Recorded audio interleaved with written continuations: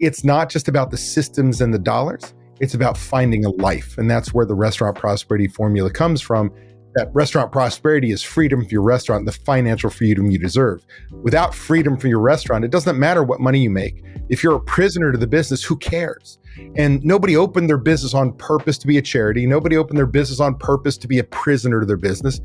And it can be run properly with managers, with the right systems and so on. And that's kind of been my drive. Welcome to the Restaurant Leaders Unplugged podcast, where real talks with restaurant leaders take center stage. Discover the challenges and victories that define success in the culinary world. Dive into essential strategies from marketing to operations and gain insights that will transform your approach to your restaurant business. Don't just keep up, lead the way. Join me, your host, Sebastian Stahl, on this journey to excellence. All right, welcome, David, to the Restaurant Leaders Unplugged podcast. It's really a pleasure to have you here. Just for you guys that don't know, David Scott Peters is an amazing restaurateur. He's also a coach for many restaurants across the U.S. Has a book called Restaurant Prosperity Formula. And it's really, I wish I would have had this book when I first started in business. And so we're really lucky to have David here with us today. So welcome, David. Thanks for having me, my friend. I appreciate you. Yeah, David. So let's start with the beginning, just a little bit of your backstory. How did you get started in this journey of hospitality? Long story long, I grew up my family's restaurant and catering business back in Linwood, New Jersey, where I worked for the toughest manager I know. If you ever worked for your mom, you know it sucks. My sister and I hated it. And why? Because she rode us harder than anybody else. There was no favoritism. While I hated it as a teenager, she set me up for success because every job I had after I elevated because I had a work ethic like nobody else. Now, I took those skill sets and I worked for, in the early 90s, a brew pub called Coyote Springs Brewing Company Cafe here in Phoenix, Arizona. Our first location was a cash cow, hand over fist money.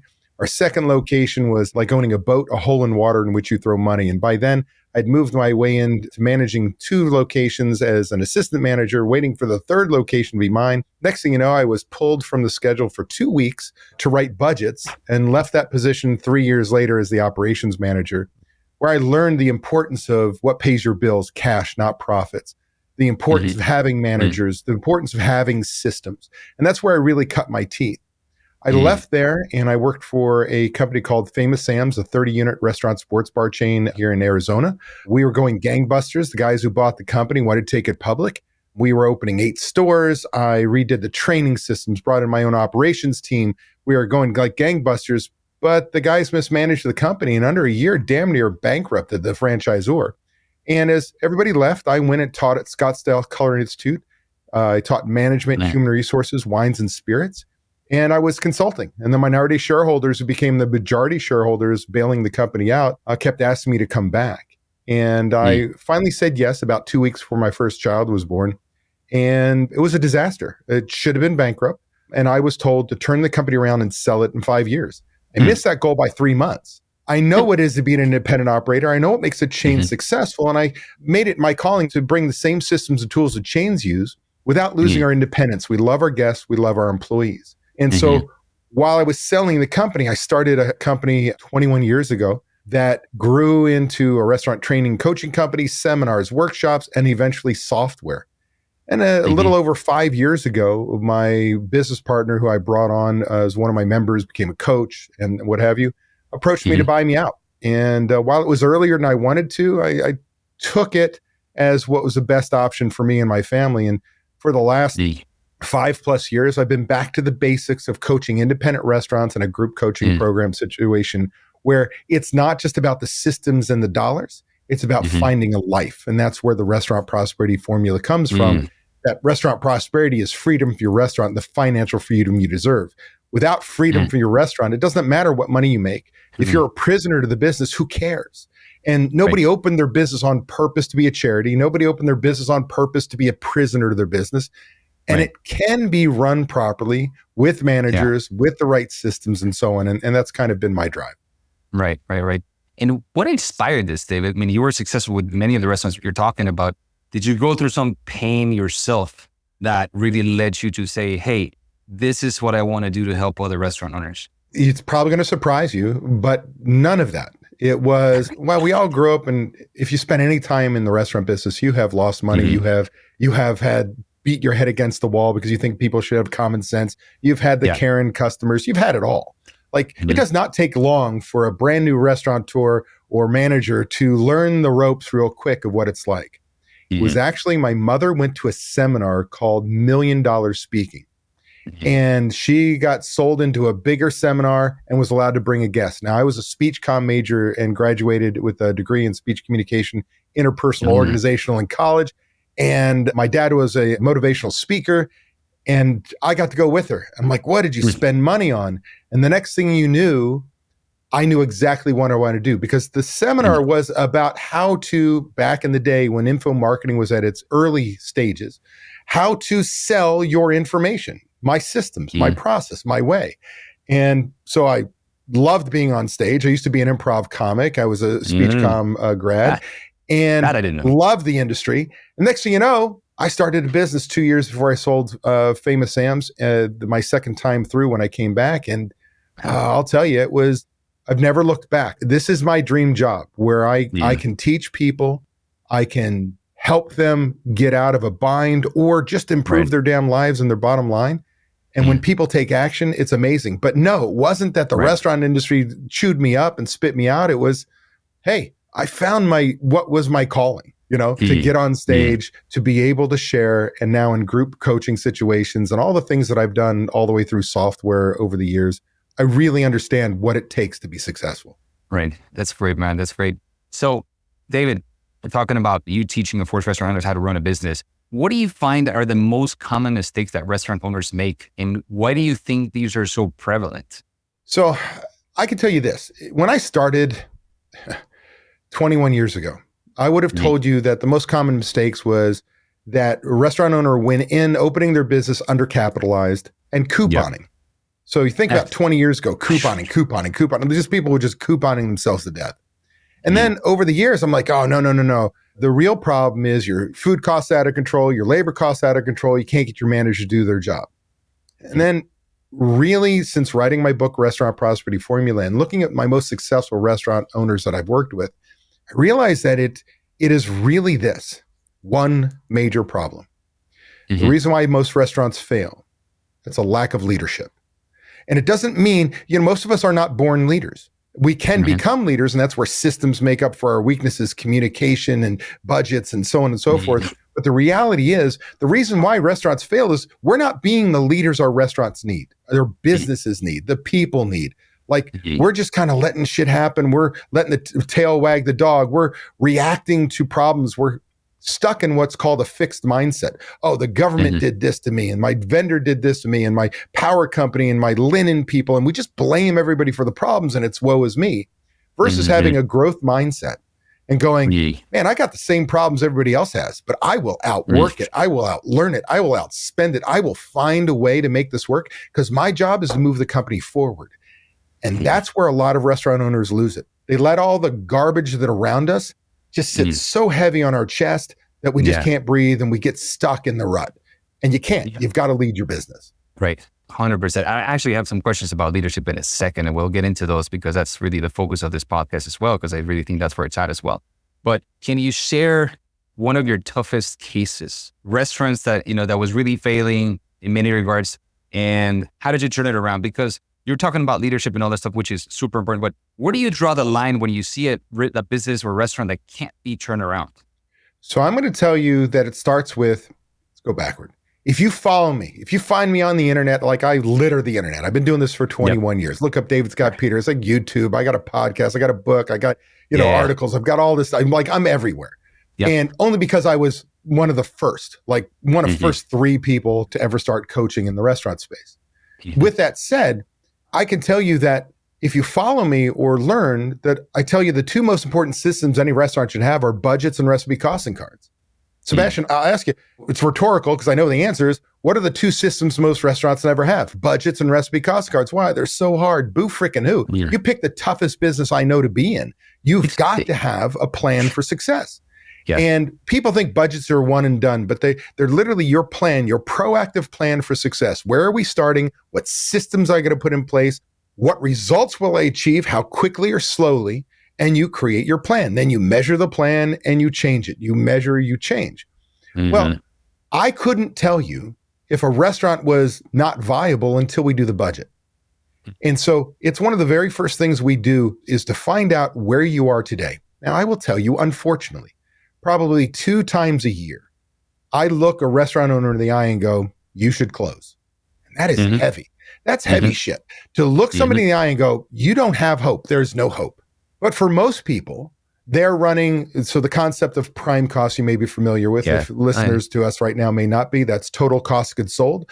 That's bottled beer, draft beer, wine, liquor, food, merchandise, all up, total cost of goods sold, plus total labor costs, including taxes, benefits, insurance. Old timers like me, we knew it as called controllable expenses. In control of management, how we hire, fire, train, utilize our people, purchase product, utilize that product. It's our report card, management. Well, that number in the old days was 65%. If you do $850,000 a year or more in sales, I say it's 55. That's 10 points. That's huge. That's really running with systems and management and doing everything the right way. Well, most restaurants don't take inventories. They don't have recipe cards. They don't schedule on budget. They don't track labor. And they tend to run as high as 78% prime cost. Anecdotally, I've been doing this for a long time. I've worked with thousands of restaurants. I'm going to tell you right now, it's about 78%. So that means if we go from 78 to 55, that's 23 points. On $1 million, that's $230,000. That's life-changing for people. So getting into the budget, I can find hope. Like I can see where you are in prime cost. Now that does not mean I don't run across somebody who is, man, we can find all the money in the world in prime cost, but they have borrowed. And today, all the people who took advantage of that cheap money, EIDL money that's now coming due are finding themselves that they didn't fix their damn problems. They covered the problems by feeding it money. This free money is now costing them. And so if debt service is an issue, we can fix prime cost. We can go down and look at paper and janitorial and things that we can control. But there is a piece that for some people, you have to refinance. You may have to find an angel investor because no bank will touch you. But the budget is what tells us whether you have a problem or not. And so I can tell you that I've worked with people that have been in the 90%, like literally for every dollar that comes in, they spent 90 cents on people and product to deliver that product. How they've absolutely changed their world and now are in a position where going from 7 days a week, working 100 hours a week, to showing up when they want, having a management team in place, making 20% bottom line, where a typical restaurant, they say is NRA says a nickel to 8 cents on every dollar. Yeah. If you do $1 million or more in sales, my goal for you is 15 to 20% profit margin. By the way, without giving up guest satisfaction, without cutting product quality, without giving shitty service, without cutting yourself way down. It's just that we build all these inefficiencies into our industry because that's just the way we do things. Well, bullshit. You're now the leader of your business. You can do things differently. And so I can go down story after story after story of people who've changed their world. I can also tell you, Sebastian, that I've worked with some people who've not changed their world because they didn't take action. If you fail to make change, like, you know, the definition of insanity, everybody knows Albert Einstein doing the same thing over and over again, but expecting a different result. I add this one more thing to it. How's it working for you? Like, are you done? Are you tired enough to say, I'm not going to keep doing what all the other people tell me, the so-called experts, the internet says? Are you ready to do something different? Are you ready to work? Are you ready to delegate? And that's the biggest, because most restaurant owners think they got to do everything themselves. There's too much. I used to go around and to go speak and I'd say, you know, I'm the restaurant expert. As grand as that sounds, as good as I think I am, I could not do everything that I teach my members by myself. I'm not that good. And if I'm not that good, no restaurant owner or manager is that good. We have to have others help. And that's going to be one of the biggest lessons. If you want to change your world, is you got to have a system, a process, a way to doing everything. And you've got to have a plan to delegate these tasks that they're off your plate. Right. So you just talked about profit margins. We're talking about 15, 20% as a goal. Is this still viable now, David, with the current marketplace? I mean, we're looking at really high labor, freaking food costs off to be, you know, like everything is super high, rents, everything. So first question is that still viable? And then how do you get there with the current scenario? So the answer is yes, it's viable. So let's be very clear. Prime cost, again, if you do $850,000 a year in gross sales, or higher, we're shooting for 55% or lower. So as I approach 2 million, 3 million, $4 million in sales, we're dropping to 50%. We might even be in the high 40s. Why? Because our customers manage our efficiencies. At that point in time, you could have everybody show up at the same time, everybody leave at the same time, and you couldn't add another cook. You couldn't add another server. There's no room for them. Your customers are managing your labor. And then once I control my cost of goods sold, that's what it is. So we will acknowledge that our food cost is out of control, that prices have done nothing but go up since 9/11. Why do I bring up the worst day in modern American history? Because the day after, milk went from $1 a gallon to $3, like in one day. And our prices have only gone up since. Oh, do you remember when we used to have the debate of, oh my God, $15 minimum wage? I don't care what side of the political fence you live on. It's laughable. When's the last time you could hire a cook for $15? Like, wouldn't you love to have $15 be the number you have to worry about today, right? It's through the roof. COVID said we need to be competitive and everybody upped the game. Yeah. So we know that costs are going up. Well, here's the deal about prime cost. Prime cost works. And I've got members on coast to coast who make it work. Even in New York, California, Washington, where it's $15 minimum wage, no tip credit, where your servers are making $15 an hour, right? There is no 213 that you have in Texas or Georgia. Everything is up. How do they make it? Well, I'm going to tell you. Your second question was, how do we make this viable? One is understand that I can run, if I have 55 points, I could run a 25% labor cost and a 30% food cost or total cost of goods sold. I could flip them. I could run a 40-15, vice versa. So we can't get caught up in any national averages. I've got to have recipe cards, know where my menu is, where my food cost should be, but more importantly, in the budgeting process, where do I need to be? And so if I'm in a high labor cost state, let's say California is an example, where in fast food, you're going to be being paid $22 an hour. That's your starting. You must start looking at your menus at a 25, 22% food cost. The days of running 38% food cost is gone. The days of 34% food costs are gone. The days of 28% food costs are gone. Now you have to look at your menu and be willing to change. What can I make a change? Now, to do that properly, I need accurate, up-to-date recipe costing cards. I've got to have a POS system. I've got to tie those things together and know what my ideal food cost should be. Without going into that deeply, the fact of the matter is your menu now affects your labor. Oh, I've got this sauce I prep, and I've got diced onions I prep, and I've got all these things. Go down the list, prep. And I use this one item in this one item. I use this one item in this one item. And all of a sudden, you've got hours upon hours of prep. Well, now I've got to learn to cross-utilize, dovetail. Use this one product in 5 items. Use this one product in 3 items. Start to bring my inventory down and bring my labor down because I'm not spending time. I've got to learn how to prep properly. Instead of every single day, maybe it is, I'm going to do 3-4 days worth of this item, as long as it doesn't degrade in quality, right? We know it lasts on the shelf and it's just as good as day 1 and day 4. Then I'm going to make the 4 days worth. And now 2-3 days a week, I'm doing major prep. And that way I reduce the hours of prep I do. Well, changing the menu. Oh, I'm going to have to change my menu. I love having that filet on here. We sell 1 a day. My customers are telling me they don't want it. I love it. It's a great value, but it's killing me. Well, it needs to go away. What are you going to bring in replacement?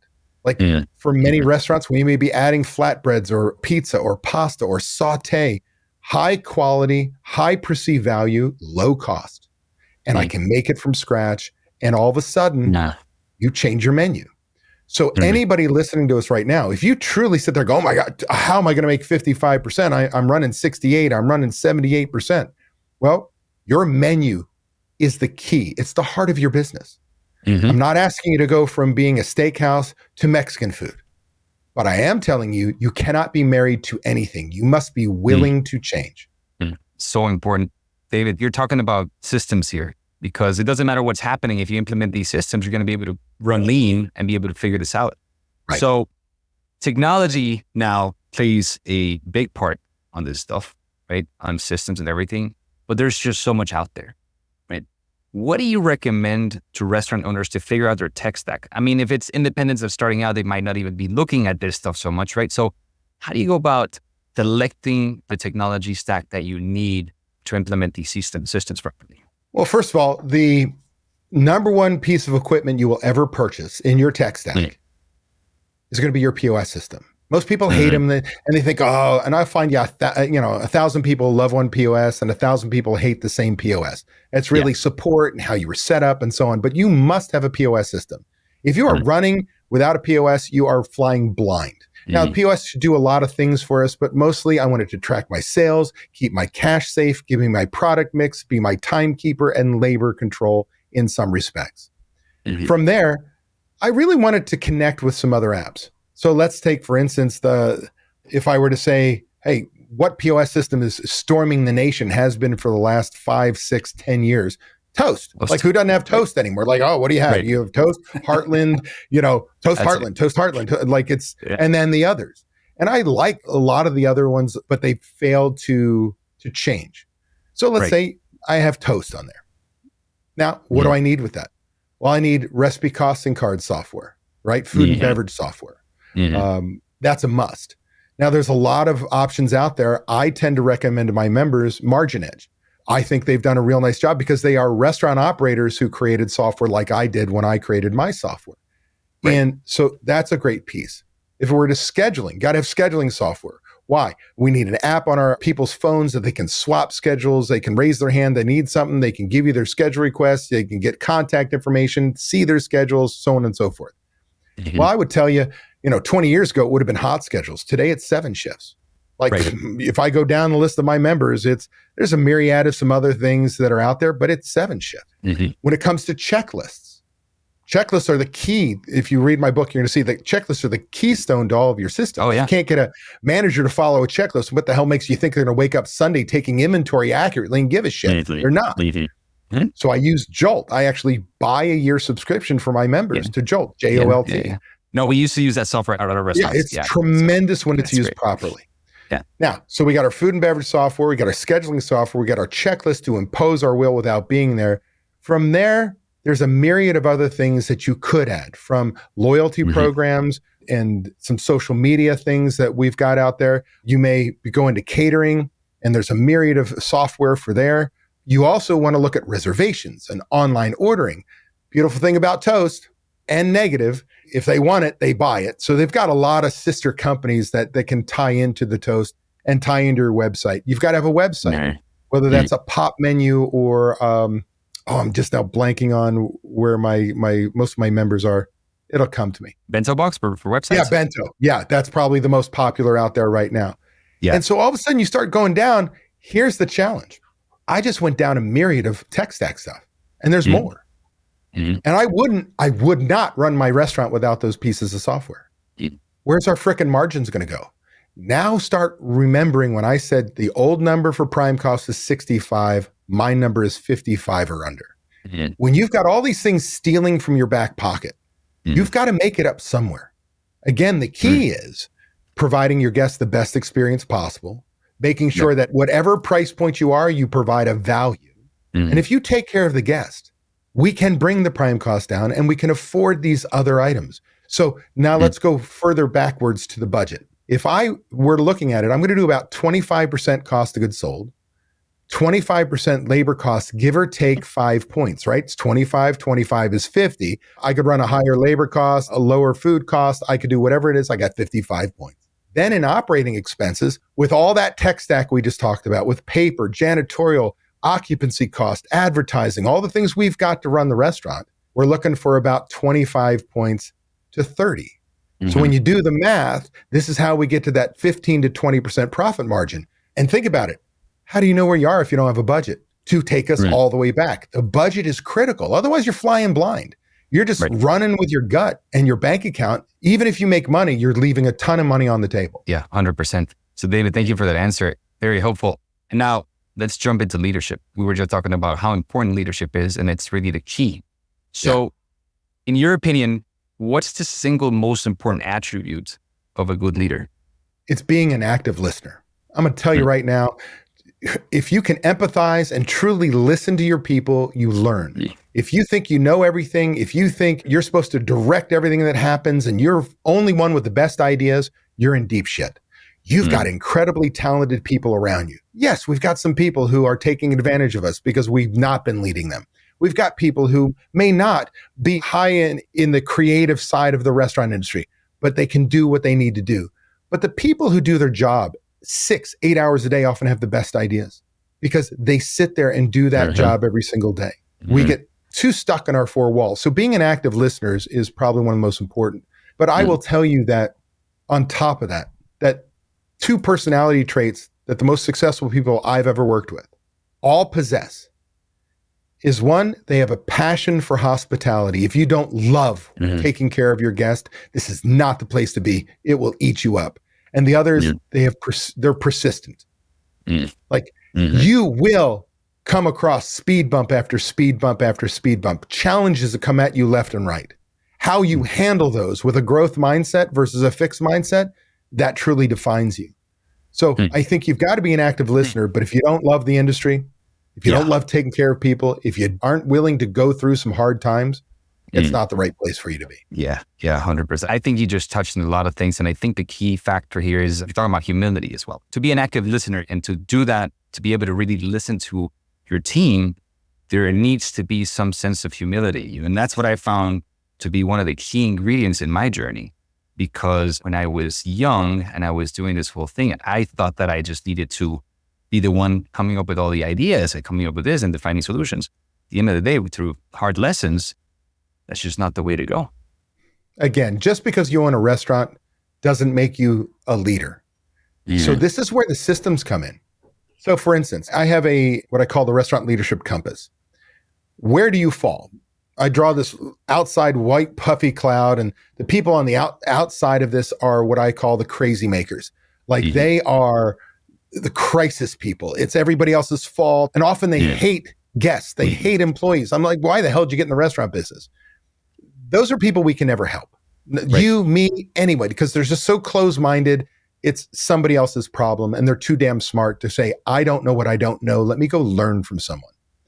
Otherwise, there are two main areas. You either are a numbers person, you run your business based off systems and budgets, and it's everything is black and white.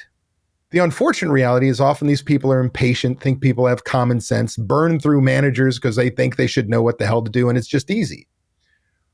We've got the givers, people I call social workers. Oh, it's all about the guest experience. Put more food on that plate. Make sure they have a great experience. Oh, somebody needs overtime. Just give it to them. Sally's pregnant, won't be here for a while. Give her more hours. Just like take care of everyone. And it's easy because we're in the hospitality business. We take care of people, but then we ignore budgets and we ignore food cost and labor cost and all the things we need to do. Well, here's the deal. If I put systems in place for everything that I do, I take that numbers person and I now, as a numbers person, communicate what I want for service, how I want the guest treated, employee training. I've got supervision. All of a sudden, I start pulling towards the giver. Vice versa, the giver, if all of a sudden I put in budgets and I set KPIs, key performance indicators for food costs and labor costs, and I put systems in place on how we're supposed to run it, I pull me towards the numbers person, then there's this overlap. And whether you're a numbers person or you are a giver, all of a sudden, with systems, we overlap, making us the captain of the ship. We are now the leader our restaurant needs. Now, let me be very clear, Sebastian, that in times of stress, we go back to who we are. Like we are who we are. I'm going to give you a great case in point. If I were running a restaurant today, I will tell you the same way I run my company now. I'm an off the charts giver. I want to be the center of attention. I'm like the mayor of the restaurant. I want everybody to love me. I want them to love the restaurant and the food and like take care. Like I'm off the charts. Without systems, I'd go bankrupt. With that said, for most of my career as a coach, I would put myself out there as the numbers guy, the systems guy. And the reality is I'm an off the charts giver, not a numbers guy. Every system that I teach is now a learned behavior. It's just a task.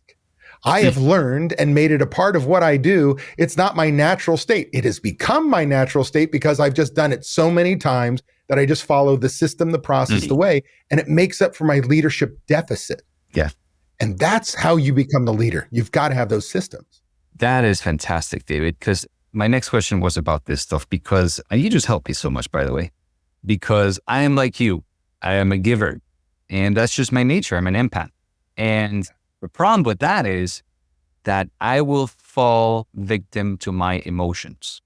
So, and that was my next question about leadership, because the emotional roller coaster of running a business or a restaurant, whatever it is that you're doing, from financial fears to operational stress, whatever the hell is going on, it can drive you to make the wrong decisions, right? When you just described here of setting all these systems in place, what will prevent you from following your fears, right? Or your heart sometimes, because sometimes I just want to give.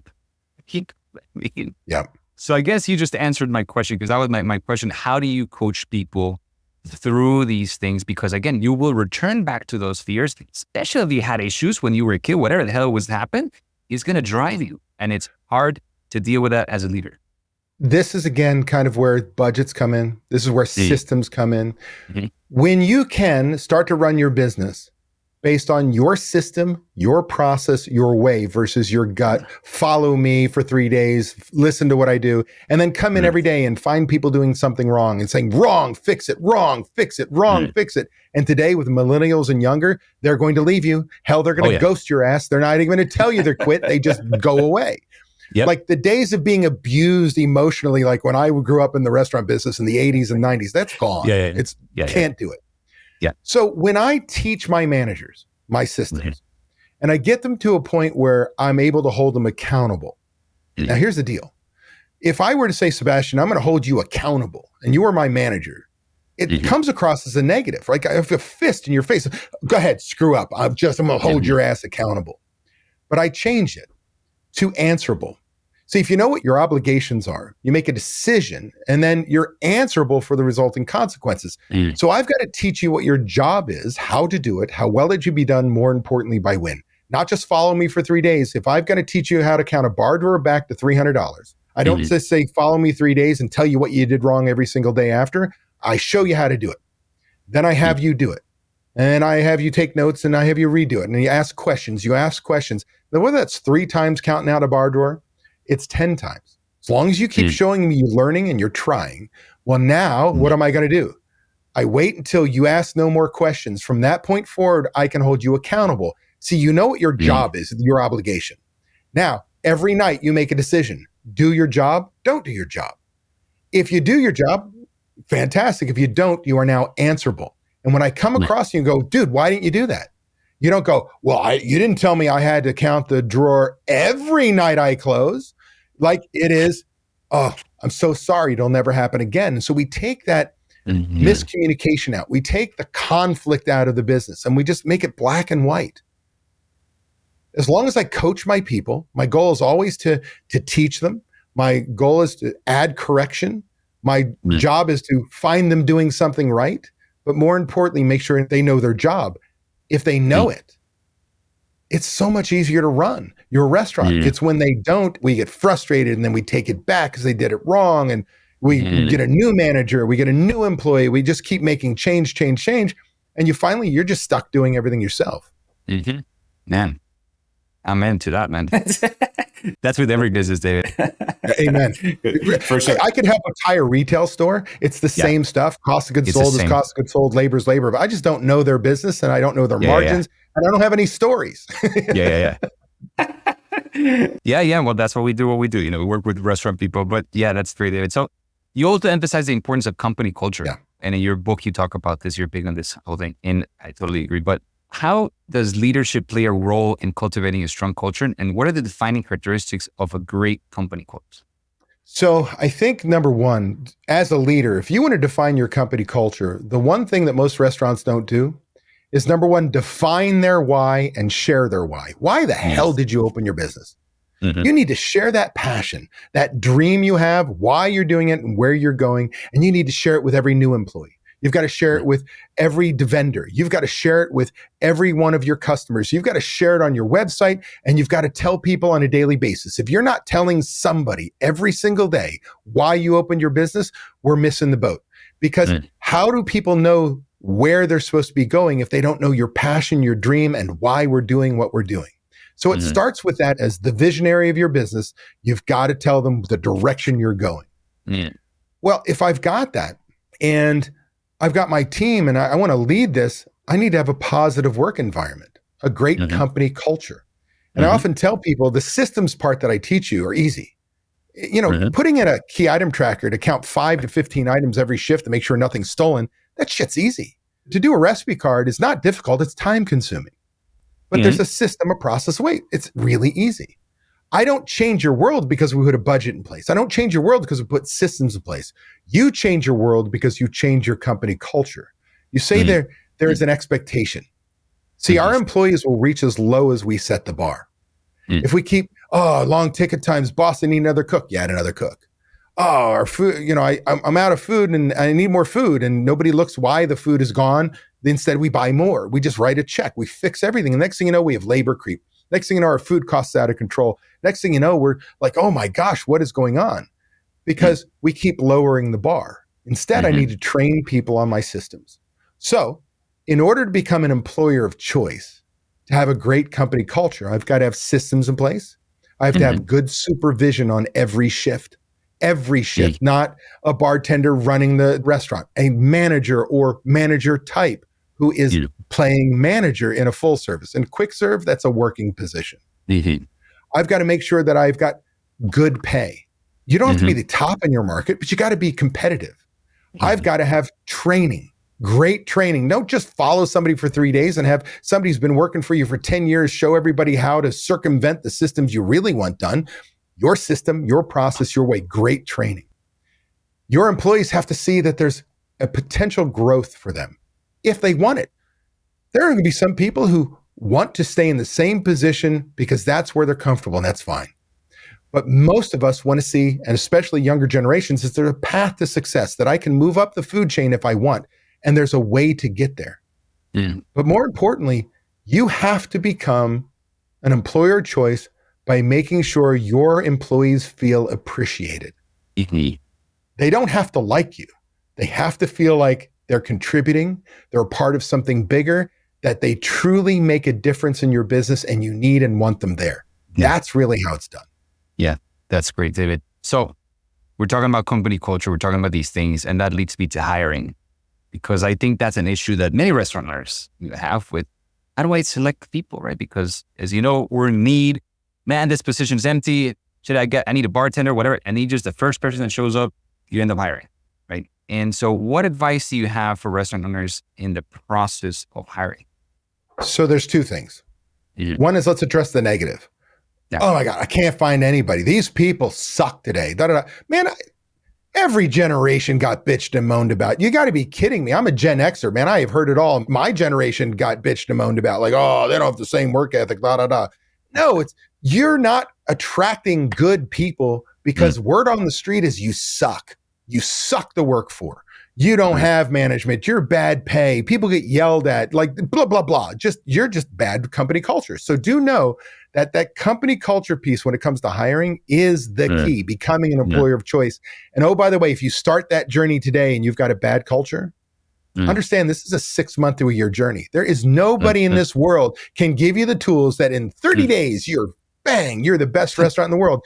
Because man, you got employees at the table. When a customer goes, do you like working here? They go, no, these people suck. Like they will say it in your restaurant at the table. We have to make sure that we're employers of choice, that when they get asked that question, they go, I love these people. I had dental problems. I didn't have insurance. The owner took care of me. I'll be here forever. Blah, blah, blah, blah. Like it matters. So when it comes to company culture and trying to hire, that's number one. Number two is we have to realize I can develop people. What I can't do is change your attitude. So I'm going to hire personality first. Are you a culture fit for my business? Do I know what type of people I need for each position in my business? Like, I don't want somebody who's straight-laced and standing straight up that would fit in a fine dining restaurant in a sports bar that you got to kind of sit down at a table, throw a couple curse words out, talk jokes, talk sports. Like, I need a completely different personality and smile and attitude versus in the fine dining where I'm going to be very proper and maybe smile a little bit, but I don't show a lot of personality. It's about the whole thing versus, hey, get down to my level. And so hiring personality first that fits your company culture is critical, because from there, I can teach anybody to count a drawer. I can teach anybody to serve a table. I can teach anybody to hit the fry station, then have a plan on how they move up. Now, when it comes to managers, in a perfect world, I'm developing all of my managers from within because they learn my system, my process, my way. They demonstrate they fit my company culture and I move them up the ladder. Mm-hmm. When I go outside my four walls, and for some of you have to do that in the beginning, but every time you bring in a new manager, those long-term employees, think of them as the newest step parent. Watch how quickly we can make this person leave. Like, we're going to do what we always do. They're going to flex their muscle. We're not going to listen, And it's just this revolving door. So when you can develop your managers from within, which again can take 6 months to a year to fully fill out your management team, you've changed your world. Because every time somebody moves on, you've got people down the bench ready and trained, and all you do is shift them up and add a new lower level supervisor and just keep shifting. Right. For sure. I mean, yeah, that's definitely the way to go, David. And so your restaurant prosperity formula, let's just talk about that for a second, because it's got your book for anybody that hasn't gotten it yet. Really recommend to get it. It includes leadership, systems, training, and accountability, and taking action, which I think is the most important. You got to define all these things and then take the action.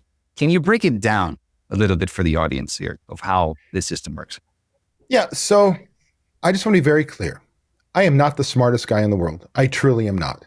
I've just made every mistake that costs you money. And I have, through making those mistakes, stepping on the landmine, blowing my leg off, if you will, I have created a map that says, don't step on that landmine, go around it. So it's not that it's like, wow, this is earth shattering. It's the same stuff that's been around for 50 plus years. Food cost is food cost. Like, it is math. But how we put it together, how we get it, that's the magic. So starting off with restaurant prosperity, as a reminder, as we started our discussion, restaurant prosperity to me is freedom from your restaurant and the financial freedom you deserve. If you cannot enjoy your time away from the business, if you are stuck there, who cares that you have a restaurant? But I will tell you that my focus on getting you a life means you have systems in place, management in place, and you're making money. That's the only way you have freedom, is this is all working for you. So the goal is having freedom. So we have an equal sign. And then the very first piece is leadership. The number one reason why restaurants fail is lack of leadership. If you must become the leader your restaurant needs. Then we have a plus symbol with a division symbol. And on the top of that division symbol is we have systems. There's a system, a process, a way to doing anything and everything in your business to a point where, how many times, if you're in a full service restaurant, have you run out of pens because your servers have stolen every single one of them? If you do not have one person in charge of buying pens, a day a week that you look, and a system on how to go buy pens, the pens will disappear and you'll be all of a sudden a crisis. We have no pens. Instead, there's a system, a process, a way. And that means if I need a system for buying pens, I need a system for dollars per labor hour worked and recipe costing cards and menu engineering. Anything and everything you do in the business, there's a system, a process, a way. Whose way? Your way. Now, next is we plus symbol. What goes along with that is the most successful restaurant operators I've worked with understand they don't know what they don't know. So there's training. They get the training they need. They're going to find the one idea, the two ideas, something they didn't know that they can make a change in their business. But they've learned one very important thing. If they know everything, they're stuck. They're a prisoner. So they must train their managers what they know. So the training is a two-way street. Learn what you don't know and then share it with your management team. So now I've got leadership, I've got systems, training. Underneath the systems and training is accountability. We went through that. Without accountability, who gives a shit if you have training? Who cares if you have systems? If you're not going to make sure people do things your way, ensure that the process is working, it doesn't matter what knowledge you have or what systems you have in place that aren't being used. So accountability is incredible. But again, we change that from a negative to a positive by calling it answerability. Last but not least, does not matter what kind of training you have, doesn't matter what systems you have, it doesn't matter if you hold people accountable if you don't ultimately take action. Do something different. Do something. And if you get overwhelmed, start small. Have a little success, move on to the next thing. Like, you could read my book and I'll walk you through the way I would do it. You don't have to do it that way. Do the thing that you're willing to do. Get some success under your belt. Do the next thing. Do the next thing. Do the next thing. Next thing you know, you've changed your world. So the restaurant prosperity formula is not magic in the sense that, oh my gosh, David, you changed my world with any of those things. It's just an easy way to put together those skill sets, the things you must do to run successfully. And more importantly, achieve prosperity, freedom from your restaurant, and the financial freedom you deserve. Yeah, that's fantastic, David. Thank you for breaking that down. It's super helpful. And now let's switch up over to marketing for a second. I'm a marketing guy, so I'm going to just throw in a question about this and get your point of view on this. So a lot of what I see with restaurants, David, and of course, we know that restaurant margins aren't huge, right? It's not a tech company, but I see that there is a lot of restaurant owners undervaluing marketing in terms of they think it's an add-on, right? They open a restaurant, no marketing plan, no nothing. It's just boom, let's open. And they just open and they hope that people are going to show up. Their location is great. There's a possibility if their location's not great and it's really, an uphill battle. So why do you think that is? Because any business has the legs that it needs to have: operations, finance, HR, marketing, all of them. So why do you think restaurants fall into this trap? Lack of knowledge. They don't know. If you don't know, you don't know. Now, the other part is with so many marketing options out there, it's throwing mud at the wall, hoping something sticks. Yeah. So when you don't have the education, the knowledge of what it takes to market properly, that's where we just start this shotgun approach to doing. We can't track that we made any money. We just see a large bill on our P&L and we go, this ain't worth it. So I think it's really lack of knowledge. Now, this is where I talk about your role as a restaurant owner. Your role as the restaurant owner is not to be the best host, server, busser, expo, fry cook you've got. In fact, none of those tasks should be yours unless you enjoy it and you're not scheduled. You just come in and you kind of fill in because that's what you like to do. Your job as an owner is to work on budgets, marketing, lead the team, develop your managers, hold them accountable, move the company forward, work strategically on the business. So notice the second thing I put there was marketing, right? You've got to grow your business. You have to learn what's necessary to grow your business. Why? Well, let's go into marketing basics. There are only 3 ways to increase your sales. Your sales, Sebastian, my sales, restaurant owners listening to us. There's 3 ways. Get a brand new customer, often the most expensive form of marketing out there.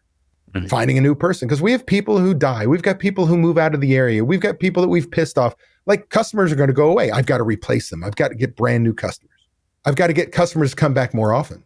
If I can get you from coming in once a month to twice a month, I've just doubled your lifetime value to me. If I get you to come in once a week, like all of a sudden, if you get your existing customers, they came in once a month and they get them to come the second time a month, you've doubled your sales. Like, you've got to get those people to come back. So that's where great service, Restaurant 101, hot food hot, cold food cold, clean, safe work environment for your guests, employees, wow customer service, incredible product, and now to go. I've got a great service to go along with that. Well, do you do that? Am I clean? Right. Now, the next way is to get your existing customers, as they come in, to spend more each visit. So now we've got to learn to upsell. We may have to raise our prices on our menu. We've got to get them to spend more. And all of a sudden, you look at it and say, where do I spend my money? Well, a lot of people overspend on finding new people and ignore the fact that if I get my existing people to come back more often and spend more, I could crush my sales goals. Take care of the damn guests you have now. Yes, I need to replace and bring in new people. And so when you look at that, now marketing becomes, what am I putting in my marketing funnel that brings in a new person? What am I putting in my marketing funnel that brings them back? What am I putting in the marketing funnel that gets them to spend more each time they visit? And now all of a sudden you can create a systematic approach to where you spend your money, what you need to do. But ultimately, it's lack of knowledge. 100%. So basically, that's what you just described, David. What we see is they expect marketing to be a miracle, something to save their restaurants, right? But if all of this stuff that you just talked about in this whole conversation are not in place, then marketing is not even going to help you. Well, if you're losing money every guest that walks in the door and you give them a great marketing strategy and they bring in more customers, they're going to lose money faster until they reach break even, which means they beat the shit out of themselves in their restaurant to make no money. Like, you can't outpace being a bad operator. You've got to be. Now, let me be very clear. I've been doing this for 21 years. If I had $1 for every time somebody goes, well, should I work on my marketing first or my operations? Yes. Like, there's not chicken egg. You have to get your shit together and run a great operation. And you've got to get your marketing going. That's critical. So there is not doing one or the other. It's got to happen both. But I will tell you, if you've got a bad operation, the greatest marketing campaign in the world will kill you. So 100%. Make sure you're running at least Restaurant 101 right. Yeah. What would you say, David, between what would you choose? Fantastic location or shitty location, fantastic service and operation? Fantastic operation. How many of us have that divey kind of in the corner of a strip shopping center restaurant that a family makes the best Italian food or whatever, and you're like, oh, this is fantastic, and they're on a freaking wait all the time. They're in the shittiest location in the world, but they're, by God, a great restaurant. Well, they got to be And how really many great. locations have we gone, oh, that's the fifth restaurant's been there. It's like the building's been cursed. Yeah. And be a great operator all day long. They will find you. Yeah. Thank you, David, for that. All right. Last question, David, and thank you so much for your insight again. So if you've worked with so many restaurant owners and you've seen their challenges and celebrated the successes, but if you could go back to a moment when you felt truly defeated in your own career, what lessons did you learn that you would now pass on to every owner that you work with? I think that if I go backward and I were to put it in the restaurant perspective, I was a manager for Coyote Springs. Yeah. I had a general manager above me who was a raving ass, just bully. It was horrible. And I will tell you that, by the way, when you have turnover in your restaurant, people do not quit your restaurant. They quit a manager. Okay. So look at your team. When you're losing employees, somebody is being a jerk. So with that said, I actually turned in my notice to the owner, and the owner went, come here. We went to a neighbor restaurant bar, had a beer, and he didn't accept my resignation. And that's the job that I moved into operations role years later. Like, I stayed because I loved the owner. I hated my manager. And I think what we've got to learn as restaurant managers, as owners, is you can't control what you can't control. I can choose my attitude every day. When I wake up, I can say it's going to be a shitty day, or I can say it'd be a great day. It could be raining outside. You can look out the window, my dad used to say, and go, oh, it's raining. It's going to be a horrible day. Or I could look out the window, see it rain, and go, I'm going to have a great day. Choose your freaking attitude. Like, that is what we can control. We can control what we learn. We can control what we say. We can control most of what we think. Yes, we all have days we go down the spiral of a negative thought and it just pulls us down. But the fact of the matter is, what I do the next day as a leader, that's what defines me. You can have a bad day, but I can't make it a week. I can't make it a year. I can't make it 5 years. Yeah. And so control what you can control. I can control what I learn. I can control what I do. I can control my actions. I can't control the weather. I can't control what other people say about me. I can't control what's done, but I can control me. And I think that's the biggest thing. The takeaway, if put on the spot, that's what I would say. That's fantastic, David. Any tools that you recommend for that? Because at first we can talk about the things that we can control and focus on that stuff, but many experience struggle with mindset and shifting. What would you recommend to people to shift that mindset besides, of course, coaching? I think is a great tool, and I think everybody should get it. I would say focus on the positive. So if you find yourself going down negative, now you kind of threw it out there as a half comment, but it's really true. Often as restaurant owners and managers, our upbringing, our own personality deficits, our own struggles in life, we bring to the restaurant. And they're very difficult to separate. Like, oh, how can I raise my prices? Oh, I don't deserve that. Bullshit, you deserve it. But because we had something that happened when we were a kid, we feel like we were not worthy or whatever. All of a sudden that translates into your leadership style in your business. The truth is, by God, you do. So what we've got to do is start to look backwards at our successes, not our failures. You know, you might look at it and go, oh, I've been open for my restaurant for 5 years and I've been working my ass off 80 hours a week and I'm barely making it. In fact, I have to take money out of my savings and feed this dream all the time. Are you a failure? Oh, I'm such a failure. Bullshit. You're doing $1.5 million in sales. You've got happy guests. You've been supplying jobs for people. You've been giving something to the community they want. What you failed to do is learn how to run profitably. You can fix that.